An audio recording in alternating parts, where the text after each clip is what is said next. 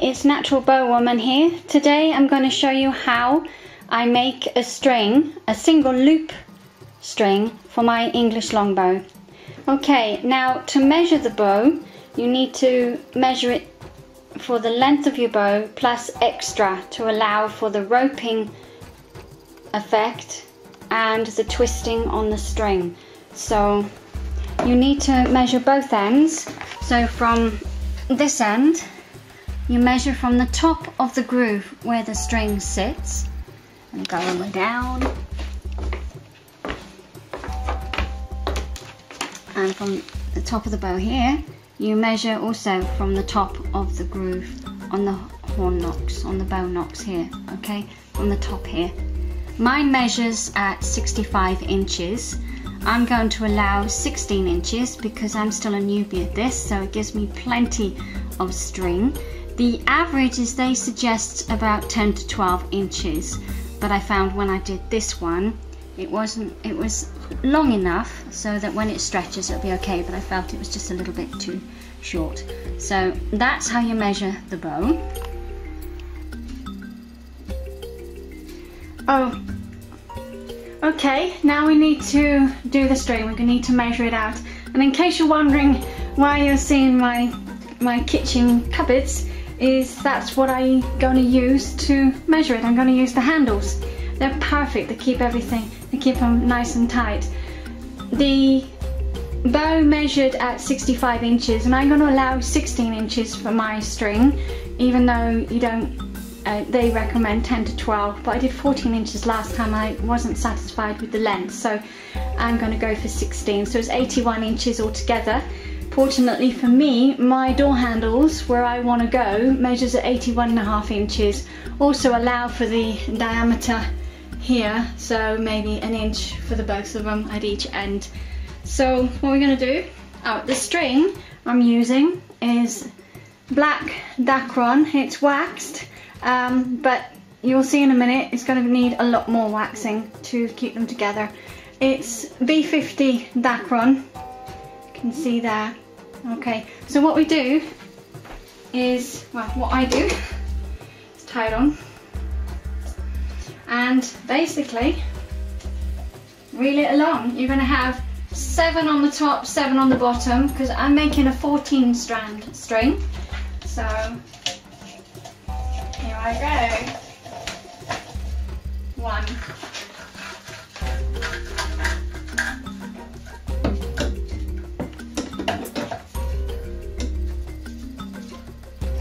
Keep it fairly tight. Cut that. And what you want to do to cut it is, I'm going to do the bottom one first.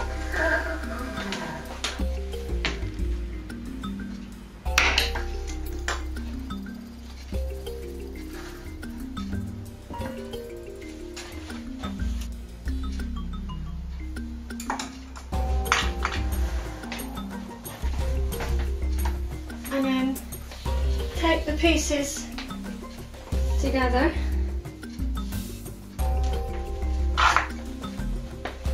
Cut it off so you have the pieces, and make sure that they're all the same from one end to the other, and just level off anything that's being separated.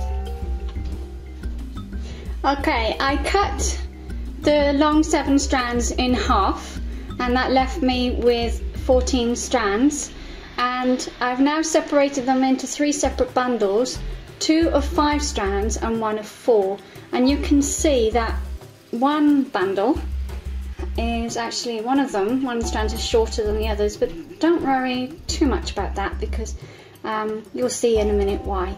Now the next stage is to wax these strands really well so that they stick together, okay? And you'll see why again as we progress through. So I'll put the rest down. I'm using beeswax as usual, so wax the string all the way down really well. Okay, all the way. Okay, and wax all 3 bundles.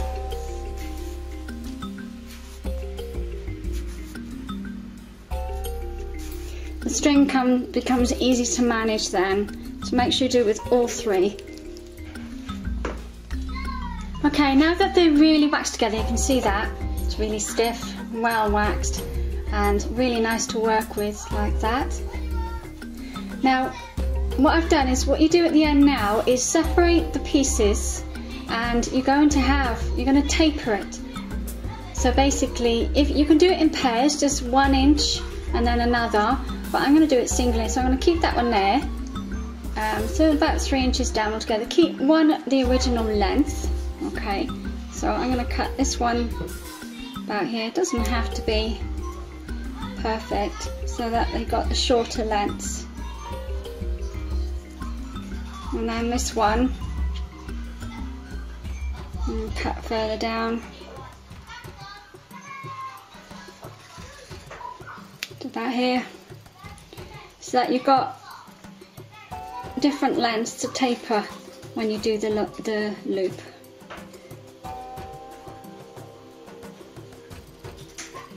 Cut that one a little bit shorter. Try not to cut myself. I'm very good at cutting myself. You've probably seen the videos. I'm always wearing plasters. Don't know if you've noticed.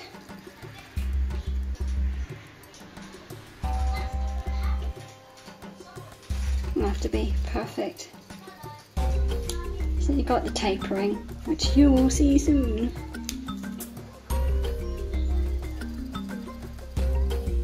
There you go, you got them in. There you go, you got them in different lengths. Got that. That's the 4-strand one. Okay. And then you do that with all the 3 bundles on the ends, and then wax them back together. Okay, so they're stuck nicely together. I'm bleeding. I'll have to go and get another plaster. So they wax nice and close together. It's really important, this bit with the waxing, otherwise you won't be able to work with it very well. Okay, it's normally suggested to go about 7 inches down, okay, 7 inches, but I'm going to go further because my tapering ends about down here, about 3 inches down, so I want to go further than 4 because you've got to allow for the twisting and the folding, the roping effect. So I'm going to go about 12 inches. That way I have the freedom to move, make a nice single loop. Let's put these together again. Okay.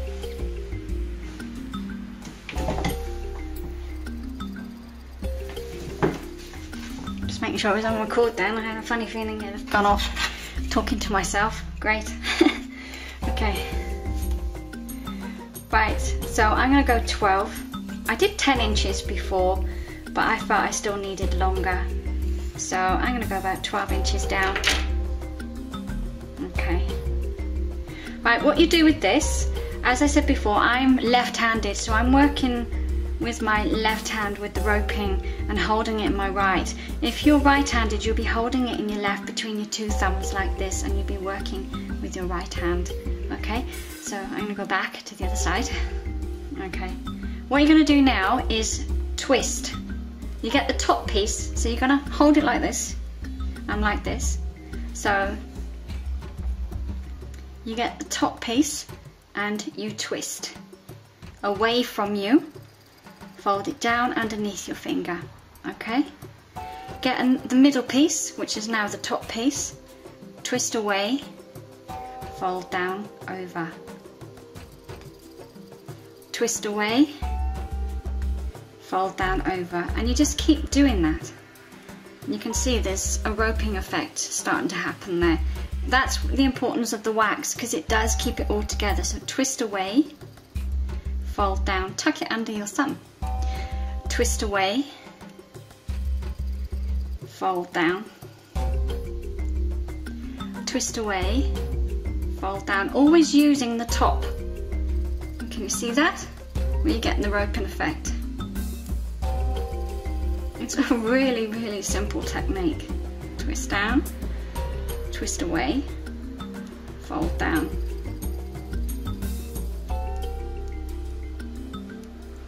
Twist away, fold down.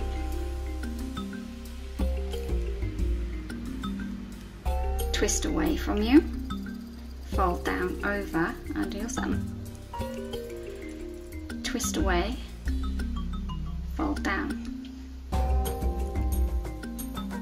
Twist away, fold down. And now you're starting to get a really nice tight roping effect. If you feel it's not tight enough, then just start again. It's quite simple. Twist away, fold down. Twist, you can just do a nice tight twist. If you're going to ask how many twists do I do, I just do it until I feel that it's a reasonably tight uniform, as I like to say. Fold down. Just make sure that when you're folding down, okay, it's an easy mistake to do, you're twisting away and you fold down, you're over that one that's down there, okay? Twist away, fold down, over. And there you have the roping technique. And you see the end just stays there, it doesn't move. You can tie that bit if you want to, but it's not really necessary. If you've waxed it well enough and done the twist tight enough, it will just stay. Twist away, fold down. And you keep doing this until you've got about 3 inches of roping so that you can make the single loop, because that's what we're doing. We're making the single loop for the string. You can see why I chose to do 12 inches, because with the roping effect you use quite a lot of inches bringing that all together. And you can see I'm coming up to my first tapering, so I may have to go even longer, 14 inches, but we'll see how my string goes. Okay, that's about 3 inches. I'll make, actually that loop's too big. I only want it about that big. Okay, so I can undo some of that. I don't need a loop that big for my bow. That's approximately 2.5 inches, maybe 2 inches. They say about 3, but mine's a small bow, so this one, it's nearly 3 inches, about 3, yeah. So you don't need a great big loop, you just want it to fit snugly onto the groove of your bow knock, okay? So if you're not sure, just get your bow, and you can see here, you can see this, it's not a very big loop, okay? So you can either compare it, what you do, you get the shorter end here and just over, and this is the short bit, okay? So just put it up over the top, just gently for a minute, just to get the size. I just want it to fit snugly onto my bow, so that is perfect. That's big enough. It doesn't need to be any bigger. Okay, what you're going to do now, we're going to join all these strands together, okay? Okay, so the 3 long pieces underneath the loop, and the shorter, you just over the top of the loop. By the way, if it is too long, it's very simple just to undo your loop if it's too long. Okay, so over, fit it right where it meets. Okay, make sure you still got your 3 separate strands, because you're going to make those 6 strands now into 3, making sure that you join. I'm going to join this one with this long, so you have a long and a short. Actually no, I'm going to join this. This is where it gets funny. Okay, I'm going to join this one with this one, the middle one with that one, and that one with that one. Let's make sure it is snug. Now what you're going to do, I'm going to take it back to the hand for the roping effect again, in between my 2 fingers, and you want to do a tighter twist. Okay, again making sure that you've got 1 short piece, 1 long piece for your string. Okay, so just twist them together just for a second, away from you. Okay,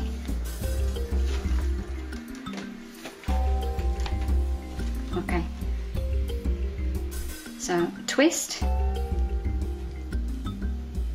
over. Just give it a bit more of a pull to pull it tight, because this is the junction of the knot. And twist and pull over. Bit more fiddly because you've got longer string to be working with. So make sure that you have one short and one long, one short, one long, one short, one long. Okay.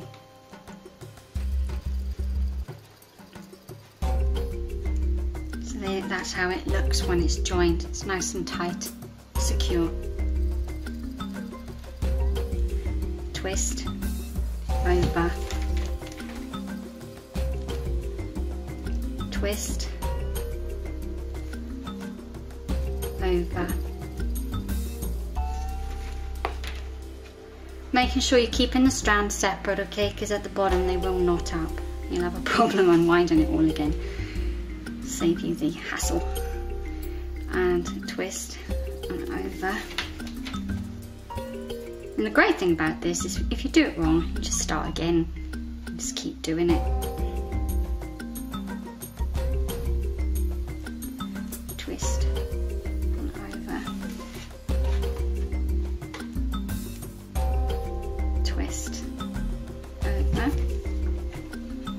And you just keep going until you've reached the end of the tapering and go about an inch after the tapering has finished the last strand here. You can see there's my loop and there's the rope. It's nice and tight. Okay.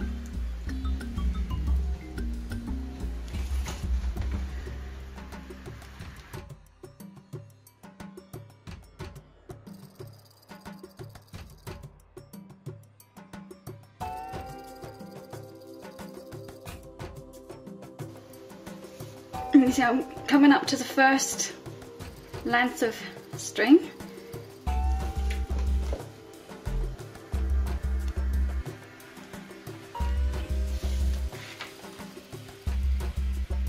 There it goes. And this is where I'm making sure I've worked it in with the wax.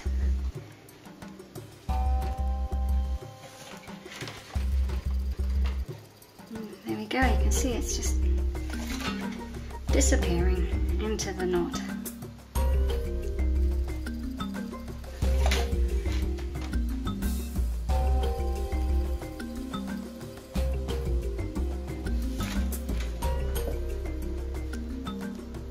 Come up to the next one. It's getting thinner as we go, so it's easier. You can see, there it is, sticking out there. And then when it's done, we just wax it down again. And then to maintain it, you just keep waxing it.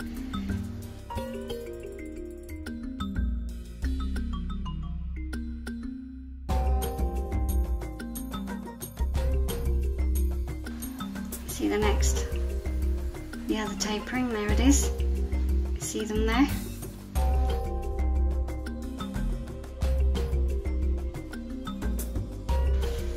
And this is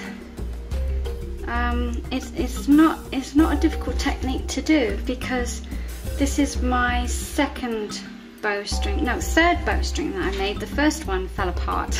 It was a disaster, but it really doesn't take too long to get it. Basically, once you've got the idea, it doesn't take too long. As you can see, I'm not a master at archery. I'm actually quite a novice. And that's not to boast, it's just to encourage people that you can do this. It's not that difficult if you have the time and a little patience.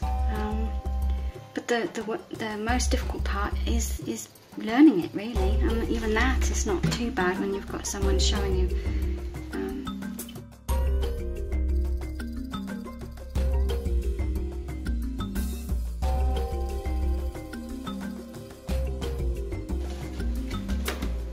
Making sure again that you're keeping the strings separate, otherwise you will have a real job to do it.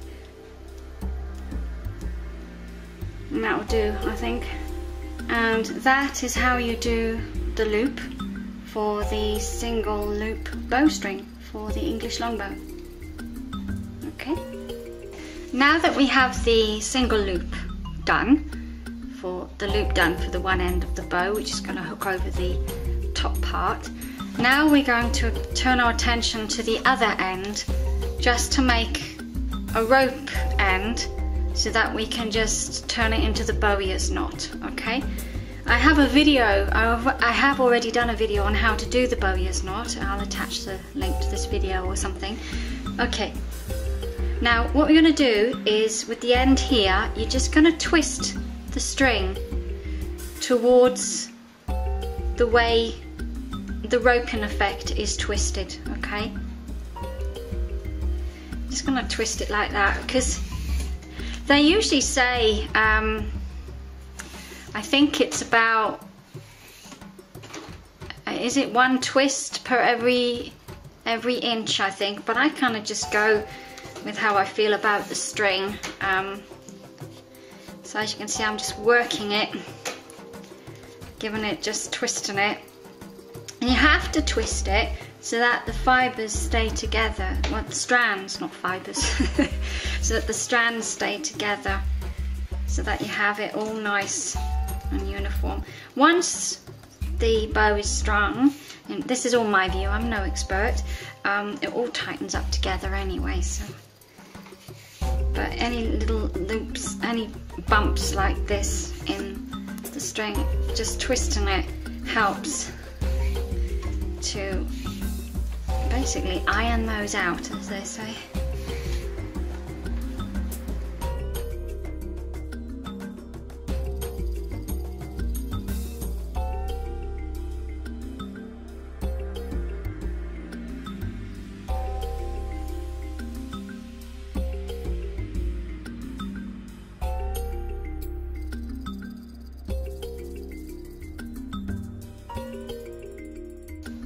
Sorted, that's great.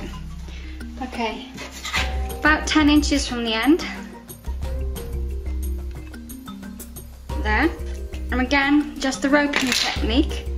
Separate the strands.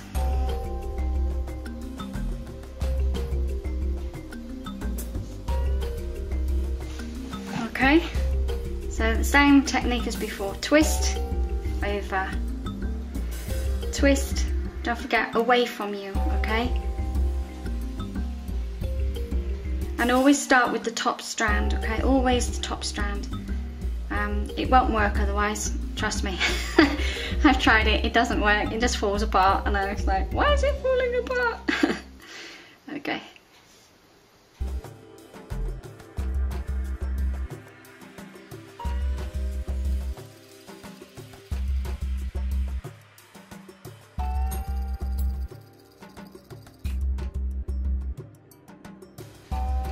See the roping effect?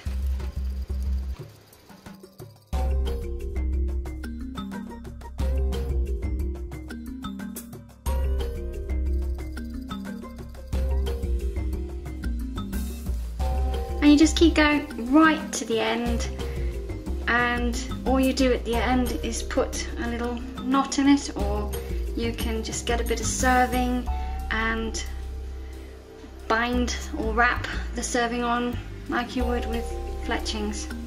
The same technique, the finishing technique. Okay, and all you do to finish it off is tie a knot in it, or you can just wrap it or bind it with a little bit of serving on the end.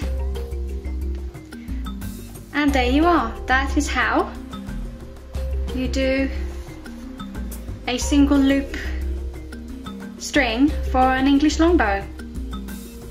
Take care now. Oh, and don't forget to subscribe if you like what I'm doing and want to watch future videos. Feel free to leave a comment or a like. I'd love to hear from you. If you have any tips yourself that you'd like to add, then yeah, great, it'd be wonderful. I'm always here to learn. So take care, bye.